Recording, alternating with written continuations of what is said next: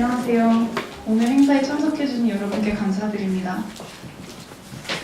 Hello, and welcome to this event hosted by PSCORE. 저희 단체를 잠시 소개하고자 합니다. And we'll speak a little bit about our organization before we start.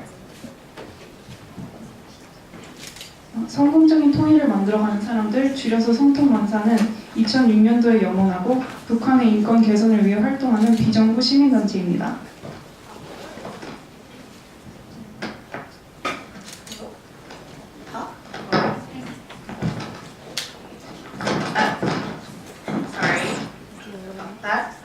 So PSCORE stands for People for Successful Korean Reunification, and we use the term Korea with a C because that was the term used at the time Korea was one nation.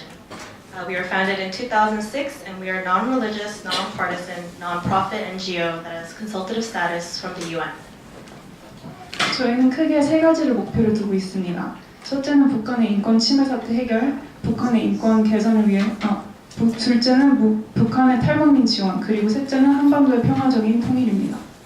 We have three missions: to advocate for an end to human rights abuses in North Korea, empower North Korean refugees, and ultimately reunify Korea.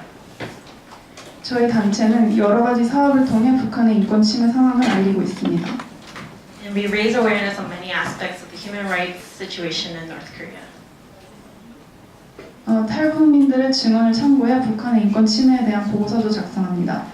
매년마다 탈북민들과 인터뷰도 하고 보시는 바와 같이 증언이 담긴 책들도 출판해 탈북민들의 이야기를 직접적으로 국제사회에 전달하고자 합니다.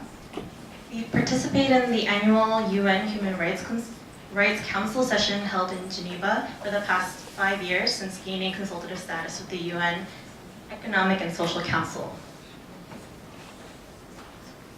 And we have interviews every year to make reports and testimony books like the ones shown to deliver North Korean refugees' voice directly to the international community. 또한 거리 캠페인 및 강연 이벤트들을 통해 인권 침해 상황에 대해 알리는 사업도 하고 있습니다. We do street campaigns to reach out to South Koreans and foreigners in lectures like this at educational institutions and organizations. Through these activities, people become more passionate, more aware about this issue, and it's been so far a great success. 또 탈북민 학생들을 대상으로 설문조사를 한 후 90% 학생들이 영어를 배우고 싶어 한다는 사실을 알고 교육 프로그램을 시작하게 되었습니다. 1:1 과외 프로그램 및 단체 영어 레슨을 실시하고 있습니다. Secondly, after taking a poll of the refugee students, 90% of them said they wanted to learn English.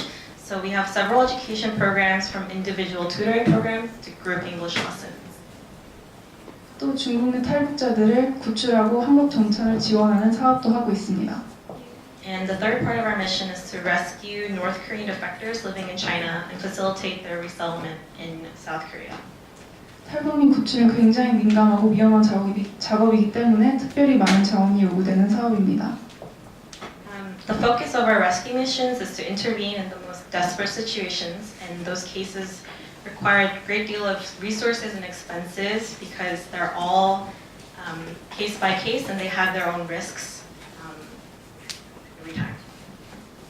이러한 사업들을 실행하는 데에 쓰이는 예산을 위한 여러 가지 모금을 등도 하고 있습니다. So apart from these three tasks, we also hold various fundraising events to financially sustain our goals. 또 성통방사는 해외 단체들과 함께 작업을 해왔으며 전 세계에서 온 인턴들과 함께 하고 있습니다. And PSCORE has operated with a lot of people from all around the world in comparison to other North Korean human rights-based NGOs. And we have a lot of interns from all around the world. 또 약 2,000명의 자원봉사자들과 함께 교육 프로그램을 진행하고 있습니다. We have about 2,000 volunteers registered to support our education program. 저희 홈페이지를 방문하시면 성통만사에 대해서 더 자세히 알아보실 수 있습니다.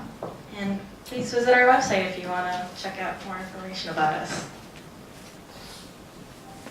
네, 오늘 행사는 또 다른 시선 북한 엘리트의 이야기라는 이름으로 탈북민 한 분을 초대해 북한 상류층의 김정은을 바라보는 시선, 북한 인권 침해, 그리고 북한의 미래를 주제로 강연을 진행하게 될 예정입니다.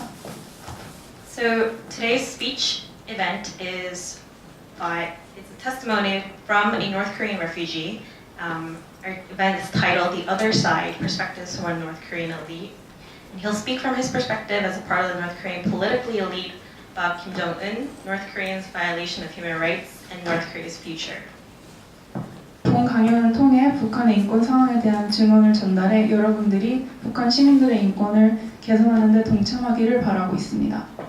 And we hope that you'll advocate for better rights for North Korean citizens after hearing his testimony on the current inhumane conditions in North Korea. 한 가지 앞서 말씀드릴 것은 본 행사에서 절대로 사진을 찍어서는 안 됩니다. 또한 강연자의 개인적인 이야기는 절대 인터넷에 올리지 말아주시길 바랍니다. 행사의 포스터나 개인적인 사진을 올리고 이야기하는 것은 괜찮습니다. 하지만 강연자가 조금이라도 나오는 사진은 꼭 피해주세요. 북한 정부에서 이러한 정보들 모두 검색해서 가족에게 불이익을 주고 있기 때문입니다. And lastly, before we start, I don't know if you've seen the posters around the room, on the side, on the boards, but please do not take any pictures of our speaker today. Photos of the event poster, anything personal is fine, but any small photo of his face will put his security in harm's way. So please be mindful of that because the North Korean government does monitor information like that. 오늘 여러분께 강연해 주실 송금철님은 평양에서 태어나 대부분의 북한 사람들과 달리 높은 사회적 지위와 부유한 삶을 누릴 수 있었습니다. So today's speaker is Mr. Song Keum-chul, and he was born in Pyongyang. And unlike most North Koreans, he enjoyed high social class and a lot of wealth. 하지만 누리던 풍요로운 삶을 뒤로하고 정치적 자유를 찾아 2014년도에 탈북을 하게 되었습니다. Beyond that comfortable lifestyle, he wanted political freedom, and so he decided to escape in 2014. 그럼 송금철님이 강연을 통해 북한의 엘리트들의 이야기를 전해주시겠습니다. 그러면은 오늘의 강연자 송금철님을 앞으로 모시겠습니다. He'll join us today to talk about the perspectives of a North Korean elite. So please welcome him with a warm round of applause.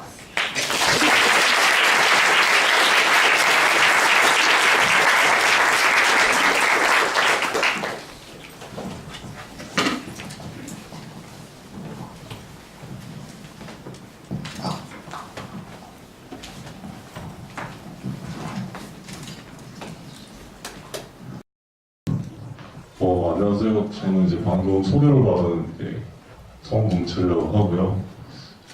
물론 가명입니다. Hello, my name is Song Keum-chul as introduced, and it's obviously a fake name. 네, 반갑고요. 이제 이 더운 날씨에도 이렇게 많은 관심을 가지고 찾아주신 데 대해서 진심으로 내는 사회를 표합니다. And I would like to give thanks to everybody who came to the event despite the hot. 저는 이제 평양에서 이제 나서 자랐고 아시겠는지는 모르겠지만 이제 북한에서 이제 기계공대로 졸업을 했고요. 전공은 소프트웨어를 전공했고 북한군 청천모부에서 이게 합동참모본부에 해당되는데 군복무도 했었어요. So I was born in Pyongyang and I graduated from the Kim Il-sung University of Technology, which is the North Korean equivalent of MIT, with a degree in software engineering.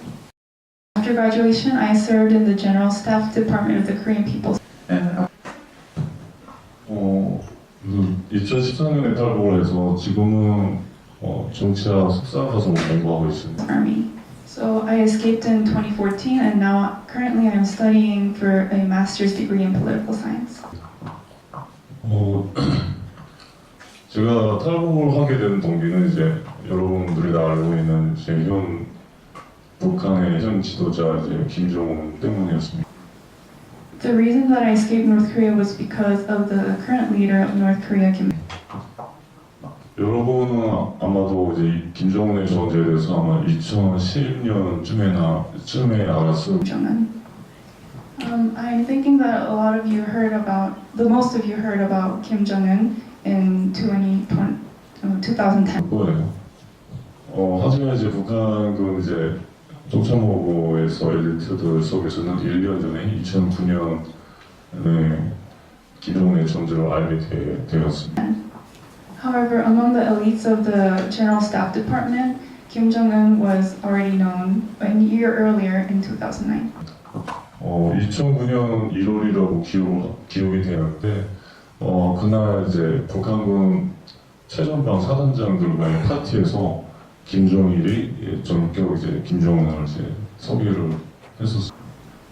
So I believe it was the January of 2009 when Kim Jong-il officially and privately introduced Kim Jong-un as his heir to the North Korean frontline division commanders.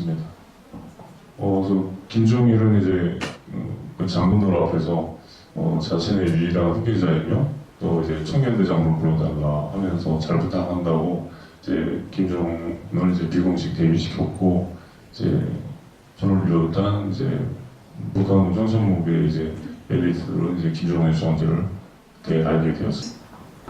So the elites, including me, found out about Kim Jong-un when Kim Jong-il introduced Kim Jong-un as his only heir and asked us to call him the young leader.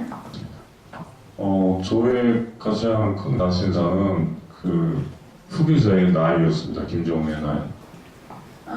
The thing I was most curious about was Kim Jong-un's age. 불행인지는 몰라도 이제 김정은과 저희 나이는 같았습니다. I found out that Kim Jong-un's age was the same as mine, unfortunately. 당시에 이제 김정은의 나이를 알았고 또 이제 저와 나이가 같다는 것을 알고 저는 되게 놀랐고 실망을 했었습니다. And after finding out that his age was the same as mine, I was surprised and also very disappointed. 그 이유는 저와 저를 비롯한 이제 북한의 많은 상위 엘리트들이 이제 김정일을 마감으로 북한 정권이 붕괴하기를 이제 내심 바라고 있었고 예상하고 있었기 때문에. This is because I, along with several other elite class people, were hoping that Kim Jong-il's regime marked the end of the dictatorship of the Kim family. 하지만 김정은의 데뷔로 저와 또 많은 엘리트들의 그런 기대와 희망은 산산이 깨어졌고 저는 이제 더 이상 이 나라에서는 저의 미래가 없겠구나 하는 생각을 하였습니다. But we all realized that our wishes cannot come true, and that's when I started to consider escaping the country. 그때부터 저는 이제 탈북을 진지하게 고민을 하게 되었고 여러분들이 다 아시다시피 2013년에 이제 있은 북한의 장성택가 그의 측근들 초용을 계기로 더 이상 탈북을 미룰 수가 없었습니다.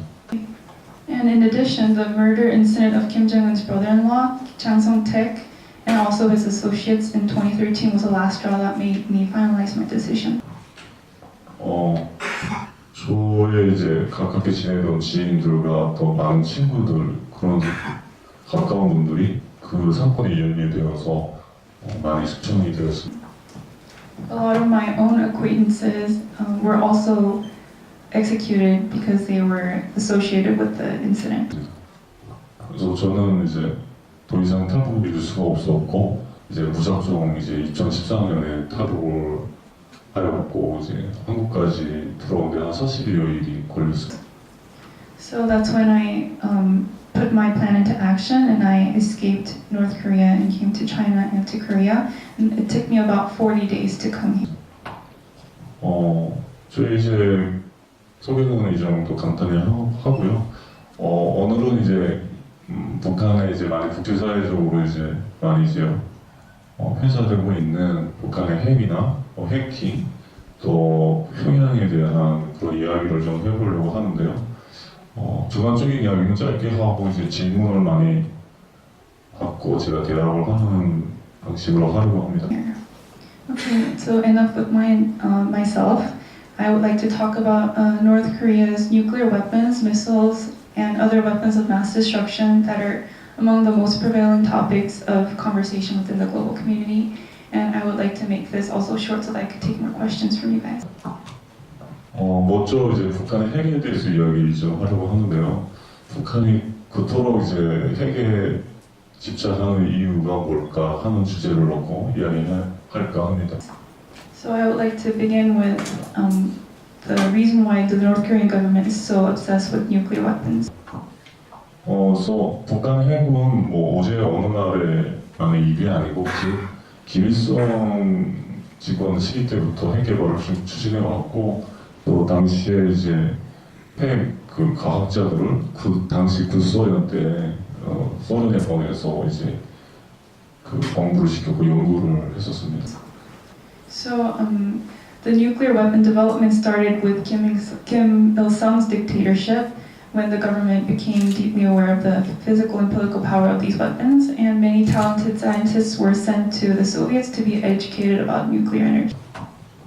이렇게 이제 김일성이 때는 핵 개발을 아주 비밀스럽게 또 성공적으로 이제 해갔었는데 아들 김정일 시대에 들어서서 핵 개발에 이제 박차를 가하게 됩니다. The nuclear developments were done in secrecy mostly during Kim Il-sung, but under the second dictator Kim Jong-il, they took the research and development of nuclear weapons more seriously. 그래서 2003년에 있은 이라크전을 떠올리게 되는데요. 그때 이제 당시 김정일은 정말 그 이라크전을 보고 미국의 군사력에 대해서 엄청난 위협을 느꼈고 또 이제 사담 후세인이 이제 처형되는 모습을 보고 핵이 없으면 나도 후세인과 같은 말로를 변치 못할 거라는 그런 불안감이 핵에 이제 올인을 하게 됩니다. And also in 2003, during the Iraqi war, Kim Jong-il was really shocked that the American government shot Saddam Hussein, and Kim Jong-il then started to truly fear Americans' military strength because he felt that without any nuclear weapons, he would have the same fate as Hussein.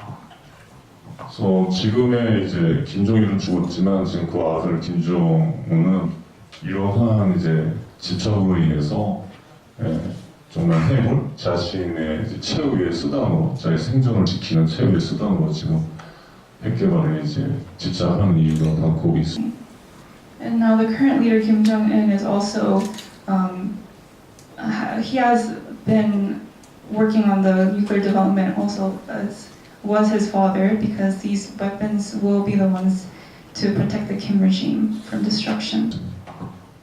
제가 이제 한국에 와서 이제 많이는 못 살았지만 많이 이제 듣는 이야기 중에 하나가 설마 북한이 지금 핵을 개발하고 뭐 이렇게 하지만 또 그래도 이제 같은 민족이고 또 다른 무기도 아니고 핵인데 그걸 차마 사용을 하겠나 뭐 우리 같은 민족에게 그런 핵을 쏘겠나 하는 그런 이야기들을 많이 들었습니다. And after coming to South Korea, I hear a lot of people saying, "Oh, there's no way North Korea will actually use the nuclear weapons, especially not at South Korea, where people are of the same ethnicity." 물론 그 이야기들이 맞을 수도 있다고 생각합니다. And these ideas may be right. 하지만 여기서 우리는 이제 올해 2월에 있은 김정은의 형 이제 김정남의 피살 사건을 짚고 넘어갈 필요가 있다고 생각합니다. However, we also need to pay attention to Kim Jong-nam's murder. 아시는 바와 같이 이제 김정남은 이제 VX라고 하는 생화학무기를 제조하는 그 덕공물에 의해서 이제 사살이 됐죠. As you guys already may know, Kim Jong-nam was assassinated after someone sprayed the chemical VX on him. 김정남. 아마 이제 물론 김정은에게는 아마 김정남을 사살할 수 있는 여러 가지 옵션이 있었을 거예요. There was probably plenty of other means to kill his brother. 하지만 굳이 김정은은 VX를 선택했죠. However, Kim Jong-un had to choose the most cruel and torturous option. 저는 이것이 이제 김정은이 국제사회에 보는 메시지가 아닐까 하는 생각을 합니다. And I think that Kim Jong-un is trying to set an example through this incident. 또 한 가지 사례는 이제 장성택의 숙청입니다. And another one is the execution of Jang Sung-taek. 장성택은 이제 북한의 명실공히 2인자였을 뿐만 아니라 김정일의 김일성의 사위였으며 또 김정일의 매제였고 김정은의 유일한 고모부였습니다. Jang Sung-taek was a very prominent political leader, and he was also the family of Kim Jong-un. 그런 장순택을 이제 김정은 이제 잔인하게 숙청했고 이렇게 이제 자기 형과 고모부까지 이렇게 잔인한 수단을 써서 이제 살인을 하는 김정은이 뭐 가족도 아니고 우리와 같은 아무런 미래도 없는 그런 사람들에게 그런 잔인한 방법을 쓰지 않고 또 뭐 핵을 사용하지 않으려는 담보는 없다고 저는 생각을 합니다. The fact that Kim Jong-un mercilessly murdered his own families shows that he is able to purge his family without shedding tear, and there is no guarantee that he'll be doing the same to us who have no blood relations. 2006년에 이제 1차 핵실험이 있었었는데 그 핵실험이 끝난 직후에 중앙당 조직지도부라고 하는 이제 거기에서 이제 조직지도부 부부장이 나와서 북한은 총창모에 리트를 모여놓고 사회문화에 행한해서 강연회를 한 적이 있었습니다. Not long after the North Korea launched their first nuclear test in 2006, a senior executive officer gave a lecture to a group of senior officials in the military. 저는 이제 그때 상황을 한번 재현을 하고 싶은데요. 강연자는 첫 시작 멘트를 이렇게 시작했습니다. 핵이 어떤 무기입니까? So I would like to simulate that lecture during the time. So the lecture started with the question, what are nuclear weapons? 저도 여러분들에게 똑같이 질문하고 싶은데요. 어떻게 생각하는지 개인적 의견을 듣고 싶습니다. And I would like to ask you guys the same questions. Same question, what do you guys think is nuclear weapons?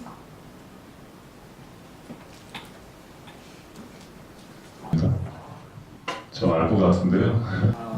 I think I know.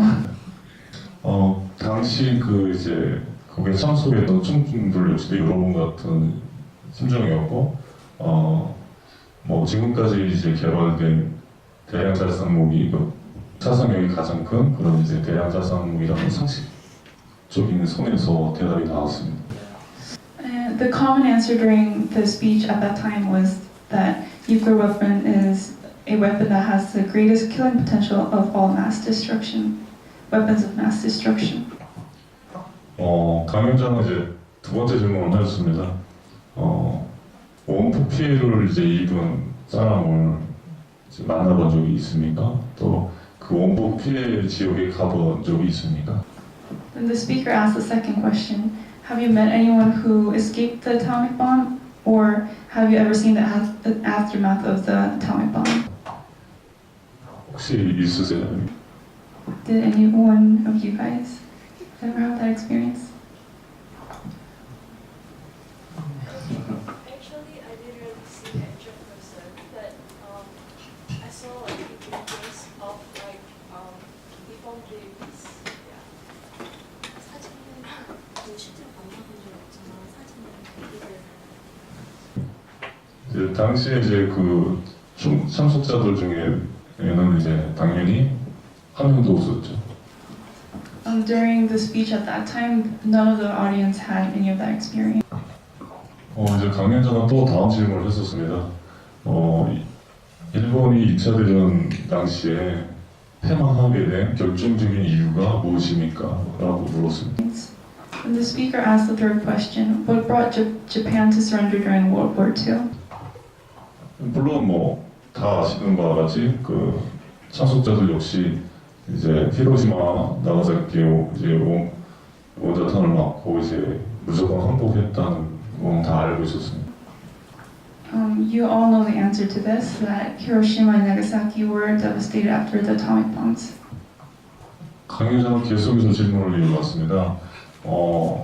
그럼 일본이 패망할 당시에 일본군 전력에 대해서 알고 있습니까?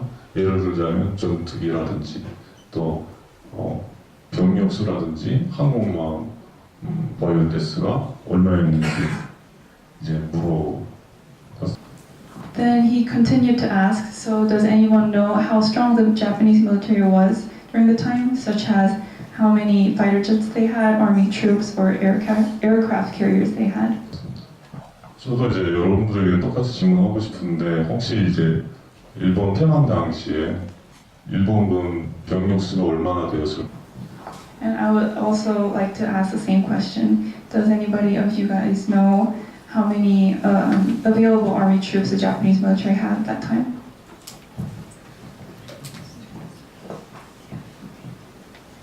Make a wild guess.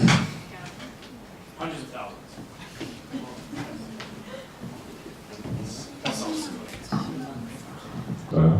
지금 대한민국 제 국군이 60만 명 정도가 되고 북한군이 120만 명이라고 봤을 때 얼마나 됐을까요? The current South Korean army has 60 million, and the North Korean army currently has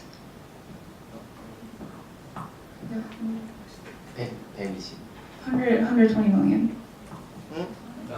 Oh wait, 120,000. Sorry.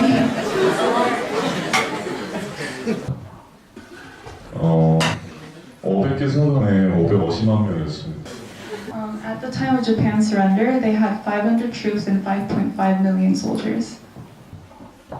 그럼 전투기는 몇 대나 보유하고 있었을까요? Then how many fighter jets did they have? Raise your hands and 예상 just make a wild guess. Did you say 70? 7.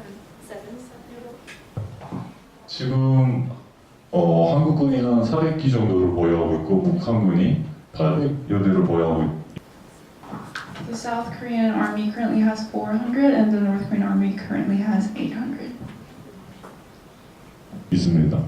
K 추측이어서 K.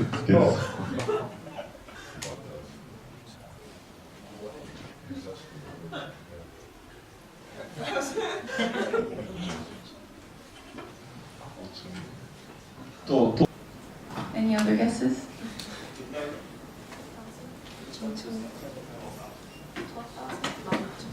없으세요? 2만 대 There were shockingly about 20,000 jets. 됐습니다. 그럼 항공모함 보유대 수는 얼마나 됐을까요? 지금 유일 천연국이라고 하는 미국이 11대를 보유하고 있습니다. And how many aircraft carriers do you think they had? The U.S. currently has 11.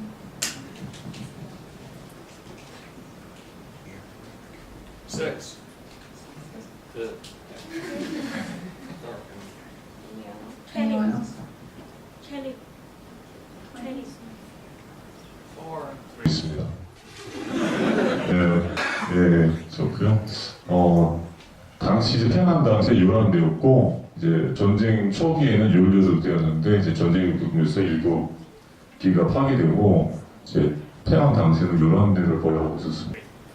So they had 11 with combat capacity by the time of their surrender.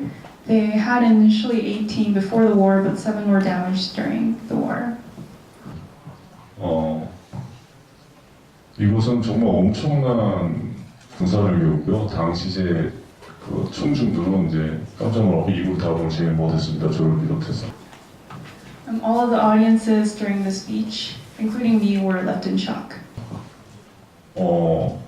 그래서 강연자는 이제 이런 멘트로 이제 강연을 마쳤습니다. 바로 이것이 핵입니다. And the speaker ended his lecture with these words: "This is what we call a nuclear bomb." 저도 여러분들에게 똑같이 이야기하고 싶은데요. 바로 이것이 핵이라고 생각하고 그렇게 이제 강한 군사력을 가지고 있던 일본군도 정말 70년 전에 핵 2방에 절대 항복을 했기 때문에 바로 이런 점을 이것이 핵이라고 이야기하고 싶습니다. And I would also like to say the same words to you, that this is what we call a nuclear bomb. Because such a military power like Japan was also devastated after only 2 nuclear bombings. 이렇게 이제 북한 정권은 이제 핵이 가지고 있는 이런 그런 비대칭적인 상대적 힘을 너무나도 잘 알고 있기 때문에 절대로 마지막 순간까지, 쟁의 순간까지 핵을 포기하지 않을 거라고 저는 확신을 합니다. And the North Korean government knows very well the power of the nuclear weaponry and will not give up anything to obtain it. 다음에 이제 북한의 해킹에 대한 좀 이야기를 하자고 합니다. 제가 아무래도 또 전공이 그쪽이라. And also, I would like to talk about hacking because I've also studied that before. 지금 많이 이제 이야기되고 있는 북한의 해킹이 대체로 디도스에 대한 해킹이 대부분입니다. Most of the North Korean hacking incident that happened recently is mostly based on one program called DDoS. 하지만 이제 많은 아시는 분들도 계시겠지만 해킹에서 디도스라고 하는 공격은 가장 낮은 수준의 공격입니다. Some of you may know this, but DDoS is actually the lowest attacking method. 한마디로 표현하면 스토킹 정도에 불과하고요. 결정적인 피해나 손실은 주지 않습니다. It's mostly used for stalking, but it's not able to leave substantial damages. 북한의 제일 가장 기장한 카드라고 볼 수 있는 게 스톡스넷이라고 하는 악성 코드베이스입니다. But there's a more powerful program than DDoS called Stuxnet. 과거 이러한 이제 핵시설이 이제 타격을 받은 그런 악성 코드인데요. 북한은 이 스톡스넷을 이제 변경한 북한판 스톡스넷을 개발 중에 있었습니다. The North Korean government was redeveloping a new program based on this malicious virus. 이 악성 코드의 특징은 원전의 이제 제어 시스템 핵심 제어 시스템에 침투시켜서 그 이제 낭주 우라늄 원심 분리기의 이제 제어 속도를 변화시키는 겁니다. And to tell you a little bit about Stuxnet, it's a virus that infiltrates the control system of a nuclear power plant, and it changes the centrifuge speed when enriching uranium. 그래서 이렇게 이제 제어 속도를 변화시키게 되면 작게는 이제 원심 분리가 파괴되거나 심하게는 폭파가 됩니다. So it's able to be destructive at its worst or explosive at its best. 물리적인 방법을 쓰지 않고도 이 악성 코드로 이제 하나 가지고 이제 원전을 폭파시킬 수 있는 아주 무서운 바이러스입니다. 북한도 이것을 개발하고 있었고 제 생각에는 아마 개발이 끝났다고 생각합니다. Without making any physical contact, this terrible code has the power to detonate, and the North Korea wants to be able to take advantage of that. And this is what the North Korean government has been developing, and I believe that they're already finished with the development. 이제 많은 분들이 이제 이렇게 생각할 거예요. 북한이 이제 많이 한심하게 이제 비춰지고 언론에 공개가 됐고 이제 묘사가 되기 때문에 저런 나라에서 저런 그런 기술이 있을까 하는 이제 의구심이 들 수가 있습니다. It's easy to doubt that the North Korean government is even capable of this, but because of the way they're portrayed in the media. 여러분들은 이제 아마 얼마 전에 있었던 알파고와 이세돌의 세계의 대결에 대해서 아마 기억하고 있을 겁니다. And I'm not sure if you guys know, but there was a Go match of the century between AlphaGo and Isedo recently. 바둑 프로그램은 이제 그 나라의 이제 프로그램 기술을 평가하는 기준이라고 할 수 있습니다. You can assume that the country's Go program is a measure of their programming skill. 그래서 1990년도 후반기까지 이 바둑 매해 진행이 되는 세계 바둑 프로그램 이제 경진 대회에서 항상 미국이 1등을 했습니다. And up until the 1990s, America was the number one in terms of software. They have been the first place at the World Go programming competition that was held every year. 그래서 이제 1997년에 이제 북한에서 개발한 바둑 프로그램 이제 운별이라는 바둑 프로그램인데 그거를 가지고 이제 그 경진대에 출전했었고 당시 이제 프랑스, 일본, 인디아 이런 미국 등을 이제 비롯해서 IT 선진국들이 이제 다 참가 32개 개 정도가 참가했었는데 세상에 이제 사람들이 예상을 뒤집고 이제 미국을 제치고 이제 운별 프로그램이 우승을 차지하였습니다. Then in 1997, the North Korean government entered the competition with a program called Unbyul, and Japan, France, India, US, and all the other technologically advanced countries also participated. No one saw it coming, but when they defeated the American program, everybody was shocked. The 은별 program took first place. 이제 그 은별 프로그램은 그 이후에도 2000년도 초반까지 7번이나 이제 연승을 차지하면서 그야말로 이제 바로 프로그램비를 이제 스스로 이제 우승을 차지했습니다. And the North Korea's program won not only just once but 7 times after that. 이것은 벌써 10여 년 전의 일입니다. This is already 10 or more years ago. 북한은 충분히 그런 위협적인 해킹 기술을 가지고 있고 소프트웨어 기술이 상당히 발전되어 있습니다.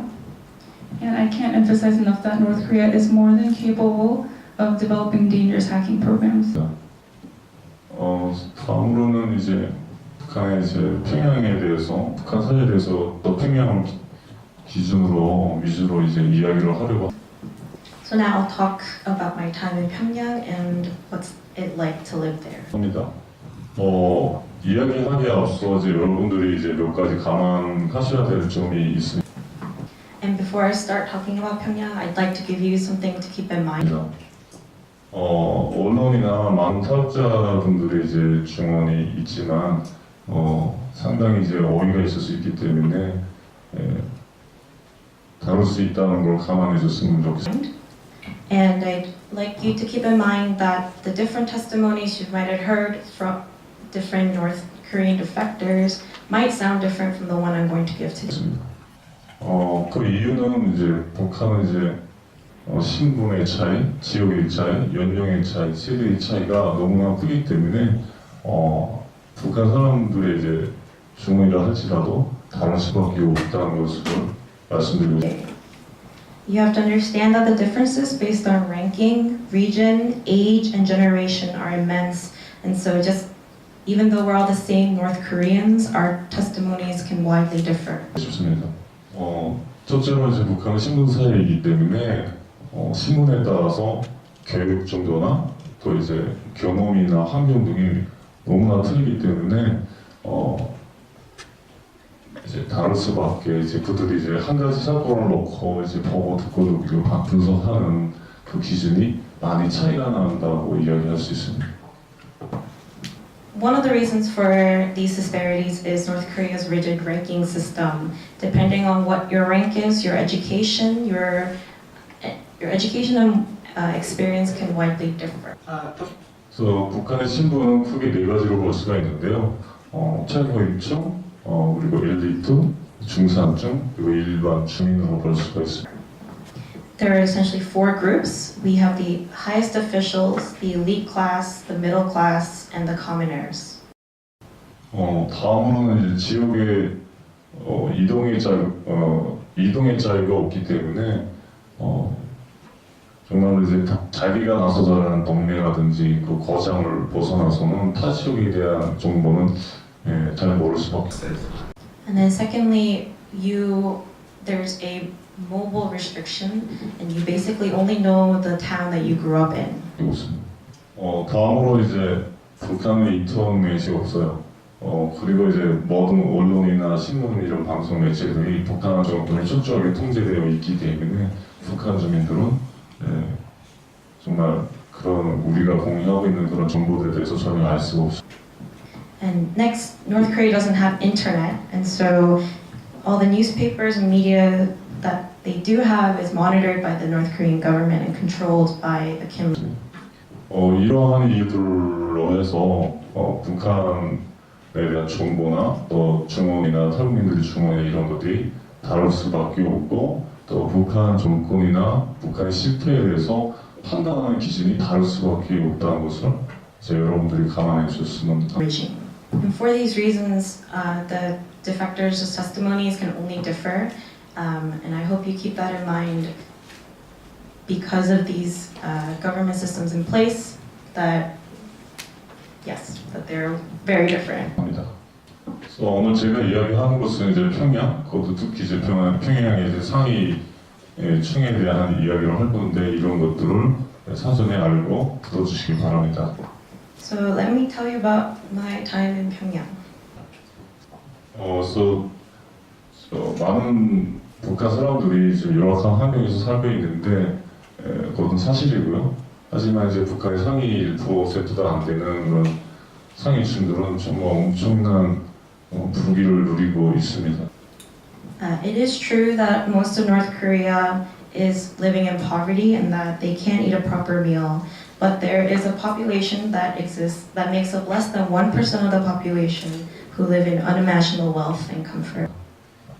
그들이 이제 그런 특권을 누릴 수 있는 이유는 북한 정권을 실제로 받쳐주고 있는 세력이 바로 그들이기 때문입니다. And they came to enjoy this luxurious lifestyle because they actively support and maintain the Kim regime. 그렇기 때문에 이제 과거 김일성 정권 때부터 북한 정권은 이제 그 엘리트들에 대한 그런 이제 특권을 이제 주고 있으며 그들만큼은 최대의 만족을 주려고 노력하고 있고 일반 주민은 아랑곳하지 않으면서도 그들에게는 그런 특권을 주고 있습니다.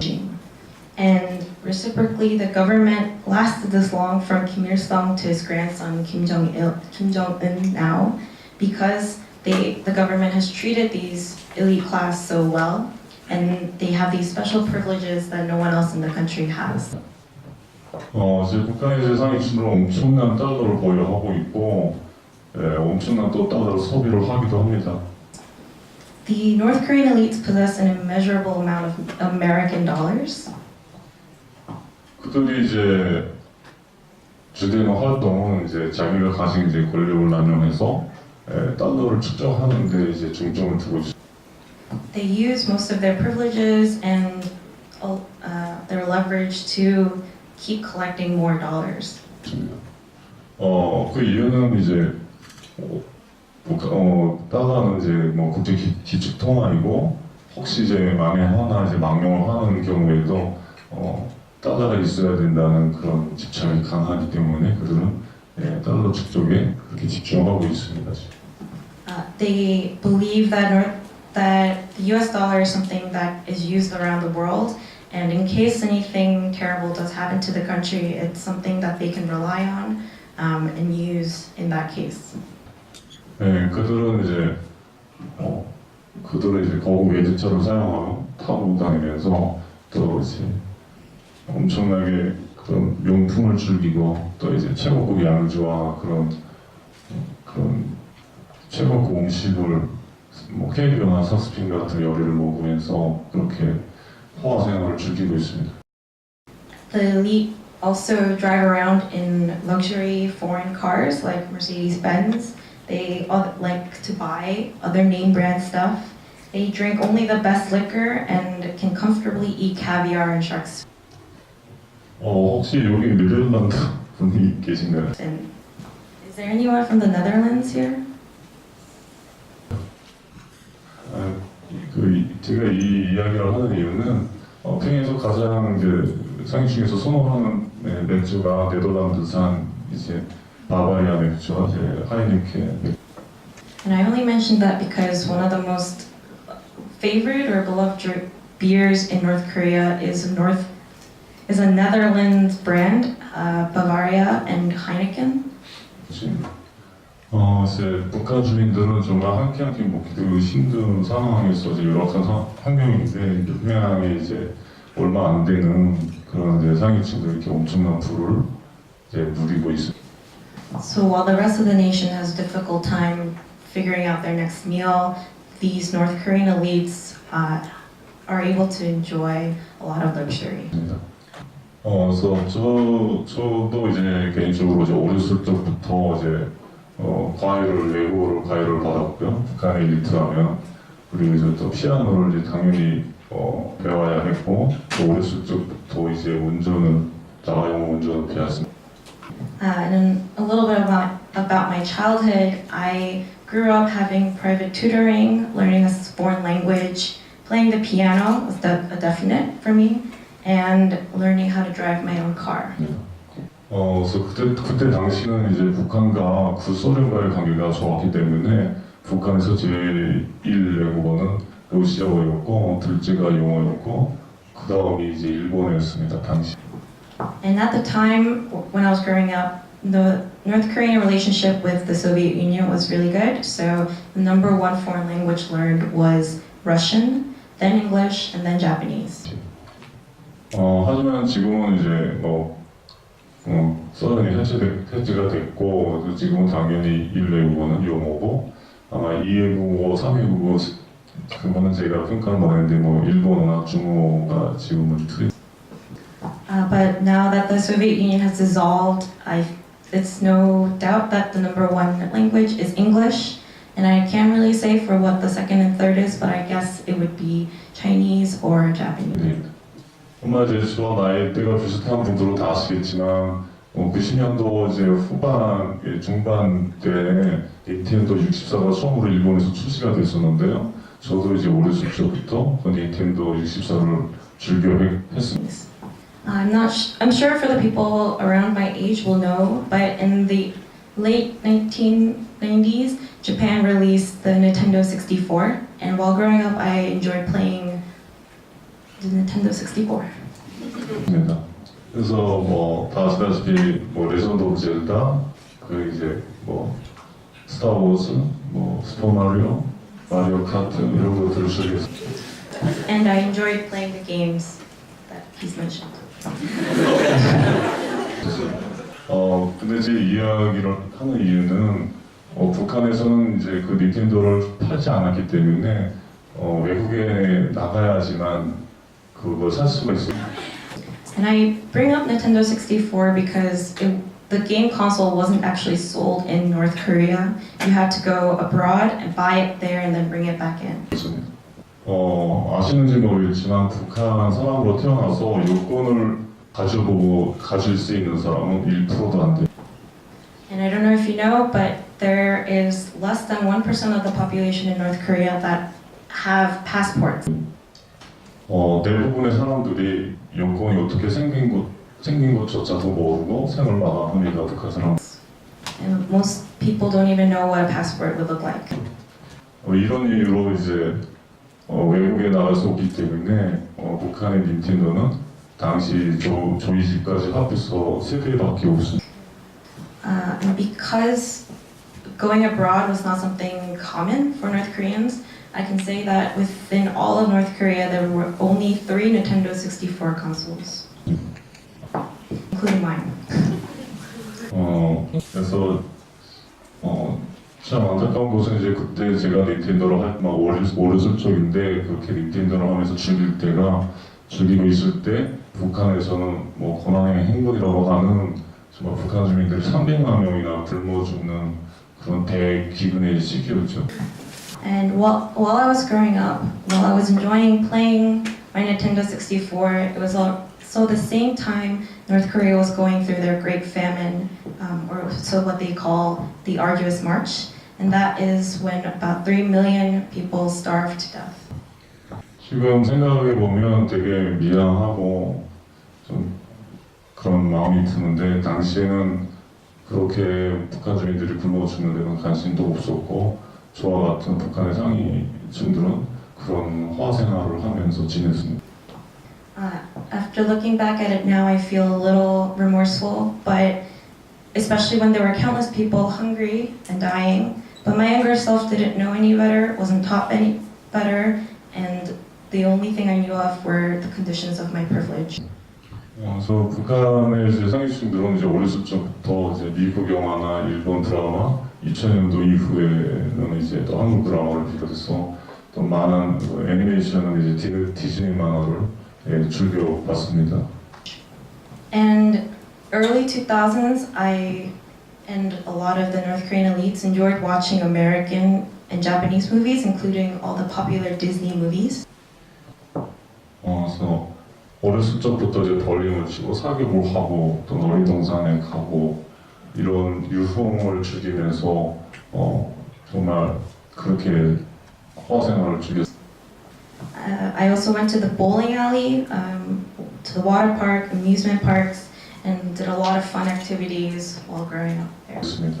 그래서 개인적으로 저는 이제 당구를 한 15년을 쳤고요. 이제 더 대학교 때부터는 이제 골프에 빠져서 한 10년 정도를 이제 골프를 즐겨 쳤습니다.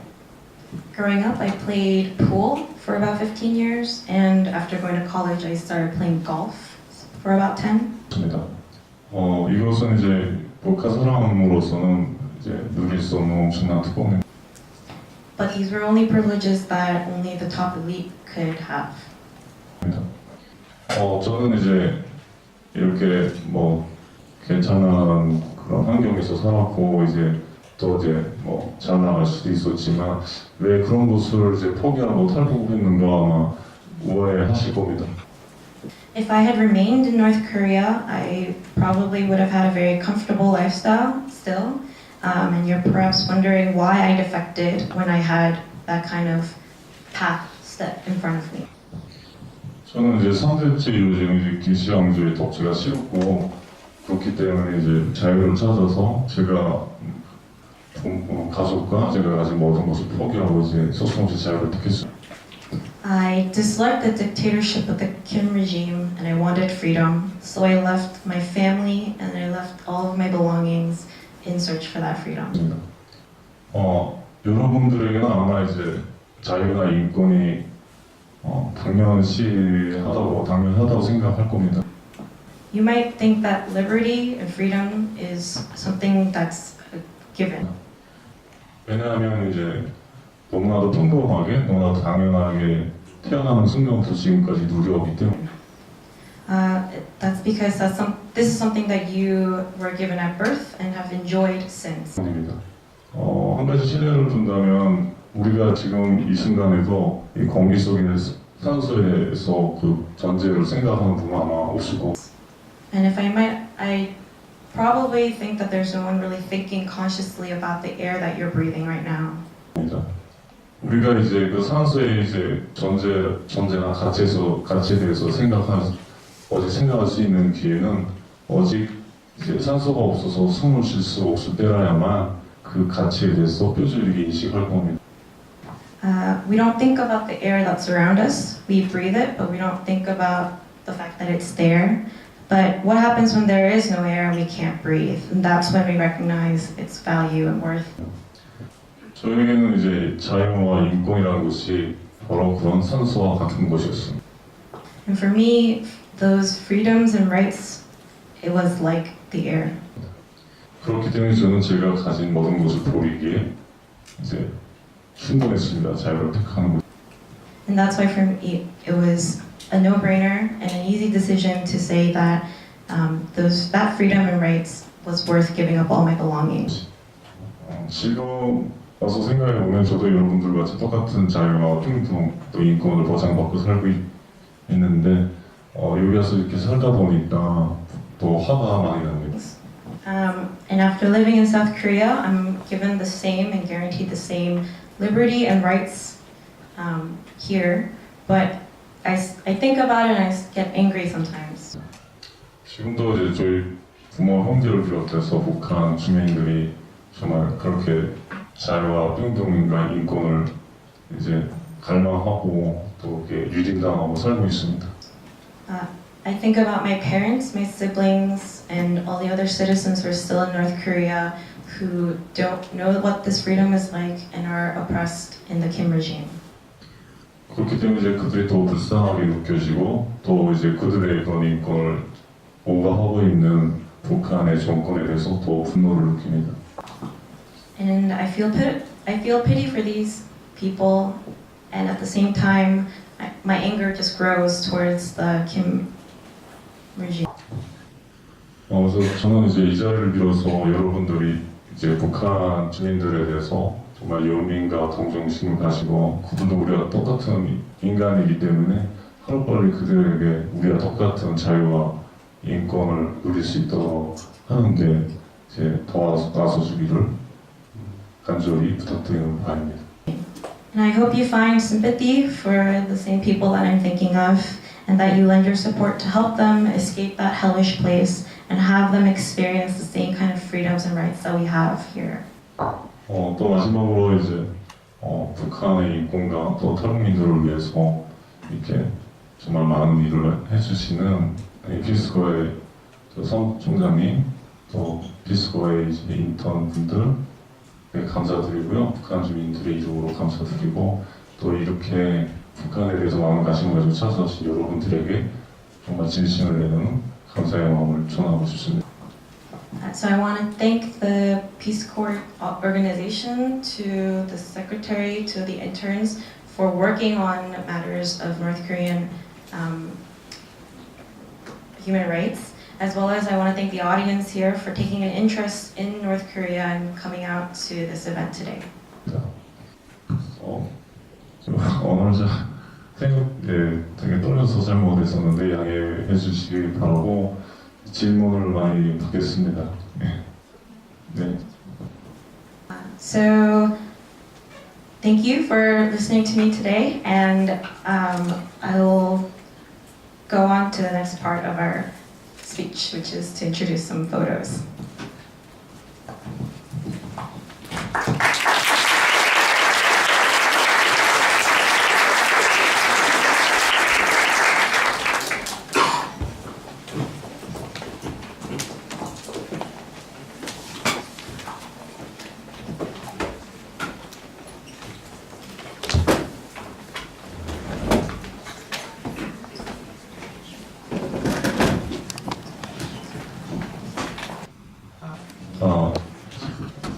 이게 잘 보이시는지 모르겠는데 몇 가지 사진을 평양의 북한에 대해서 몇 가지 사진을 보여드리려고 합니다.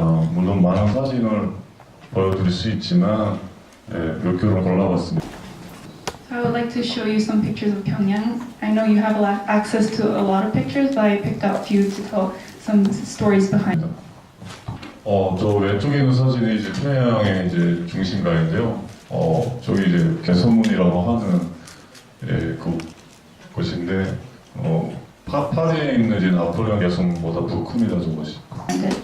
Okay, so the picture on the left is a picture of the Center Road in North Korea, and that is actually bigger than the one in France.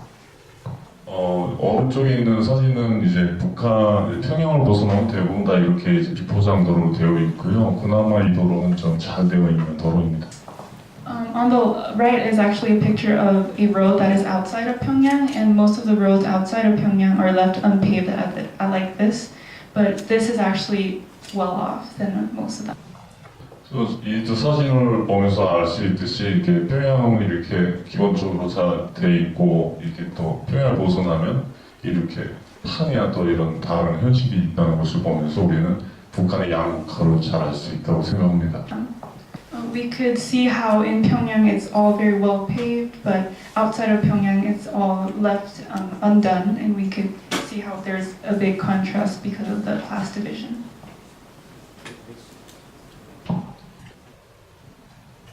또 이것도 역시 이제 또 판이한 두 사진인데요. 저 왼쪽에는 이제 북한이 아까도 이야기했지만 북한의 많은 이제 상위층들이 이제 사용하고 있는 그런 매개차이고요. 오른쪽은 북한에서 아직도 많이 사용하고 있는 그런 승리 58이라고 하는 차량입니다. So on the left are two pictures of cars that a lot of elites use, because these elites in Pyongyang own a lot of expensive foreign cars. But on the right is a picture of a governmental or military vehicle that is actually made with the technology used all the way back in 1958, and it still runs around. 심지어 이 차는 평양에서도 볼 수가 있어요. 평양시 그 외곽에서. Actually, you can see this vehicle on the outskirts of Pyongyang too. 승리 58이라고 58형 차량이라고 하는 차량인데요. 이제 이 차는 이제 일본이 이제 만주를 침략할 때 그 물자성을 위해서 만들었던 아주 노화된 그런 기술인데 북한은 아직도 그 기술로 1958년도에 생산한 차량을 아직도 사용하고 있습니다. This car, the technology used to make this car back in 1958 was actually used by the Japanese to invade China, but the North Korean government still uses this technology to today. 저 왼쪽에 있는 사진은 이제 북한의 이제 그 이제 열병식 군사 포레이드에 이제 나왔던 사진인데 저게 북한 아이들이 이제 수류탄을 메고 자포 뭐 중심으로 이제 상징하는 사진입니다.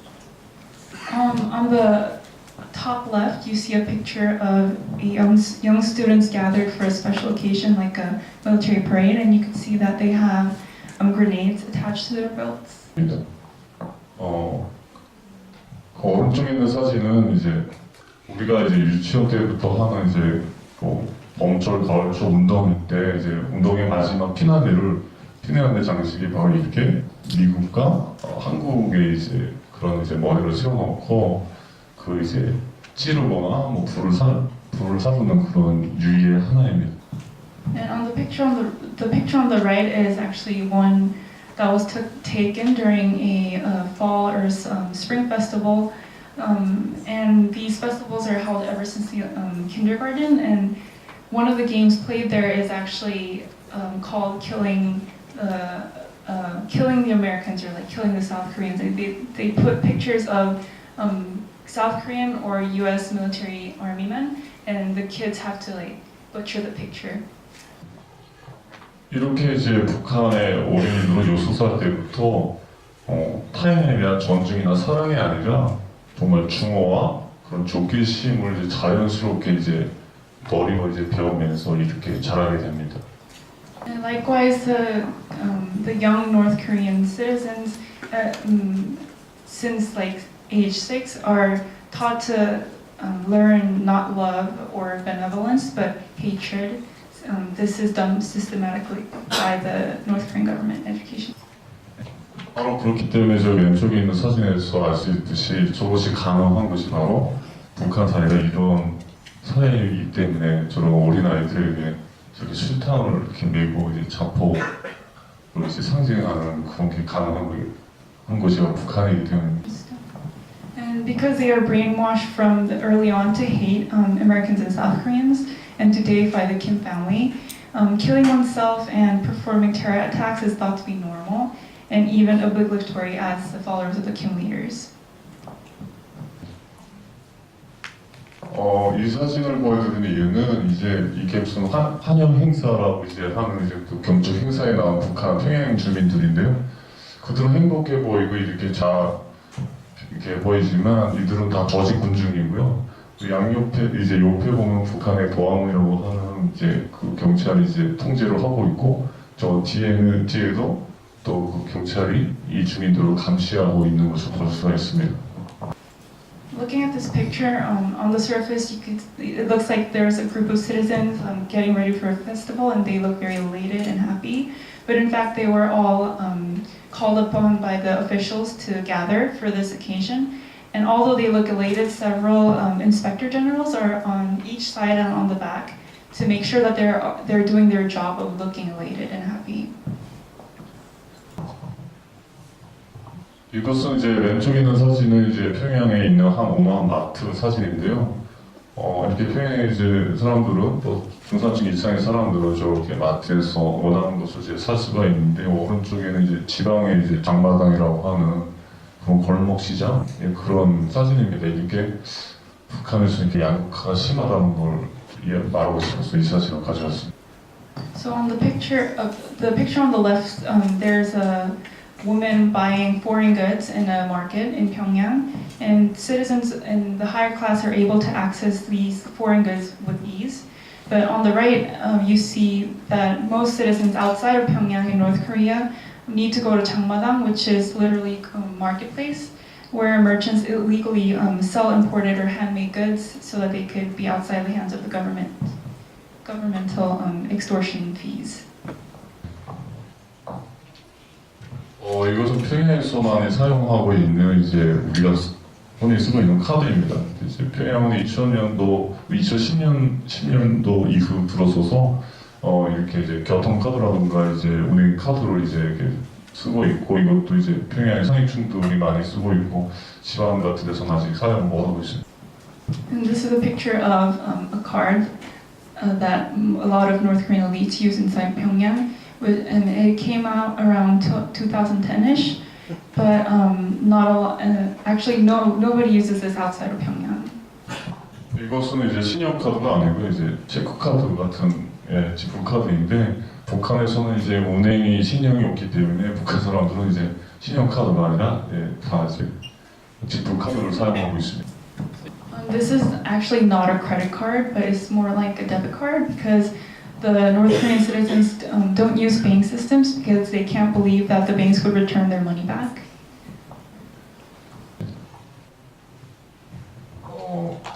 저희 왼쪽에 보시면은 이제 되게 노화된 이제 보수를 볼 수가 있는데요. 평양입니다, 저 사진은.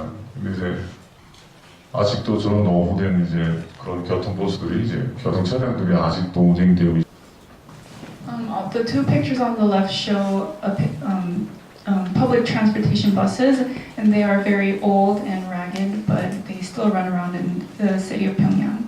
있습니다. 버스는 아마 제가 태어났었을 때부터 이제 존재했던 버스인데 아직도 그대로 운행이 되고 있고요. 북한 정부는 핵이나 미사일에는 이제 돈을 아낌없이 투자하면서 북한 주민들의 이제 그런 생활이라든지 또 이런 북한 복지 이런 시설들에는 절대 투자를 안 하고 있습니다. These public transportation buses are actually very old, but the North Korean government does nothing to improve these kind of infrastructure, but they are unrestrained in using or investing money into developing nuclear weapons and such. 오른쪽에 있는 사진은 이제 평양 지하철이고 있어. 이렇게 또 잘 돼 있는 거는 이렇게 잘 돼 있고 이렇게 국가적인 투자를 이렇게 안 하다 보니까 이렇게 왼쪽처럼 아직도 이렇게 양극화가 심한 게 북한의 현실입니다. And on the right is a picture of a Pyongyang train station, and you can see that it's very fancy and pretty. But a lot of money can be used to improve the outer appearance. But as I said before, there were no money used to improve the infrastructure of the city.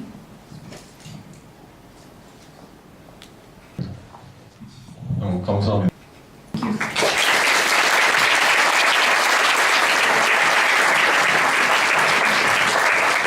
이제 질문 및 답변 세션 갖겠습니다. Now we'll be taking questions. So if you guys have a question, just raise your hand, and we'll bring the mic up to you.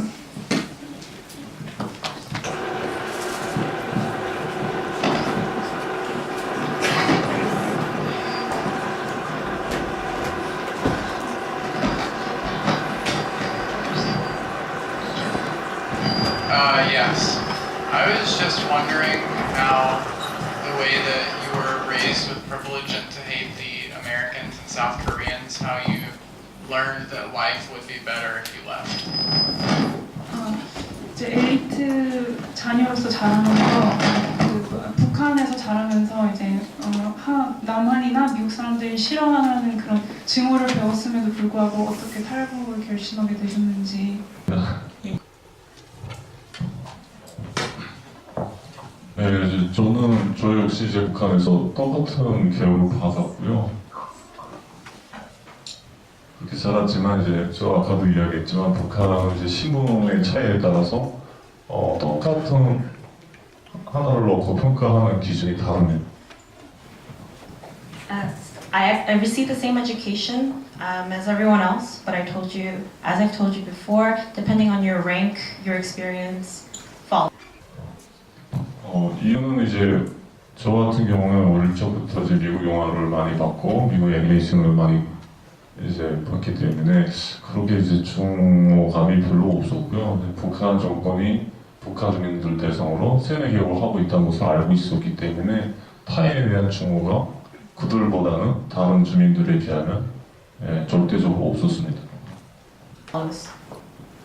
So I grew up watching a lot of American movies and a lot of the American films, and so I wasn't as brainwashed as everyone else.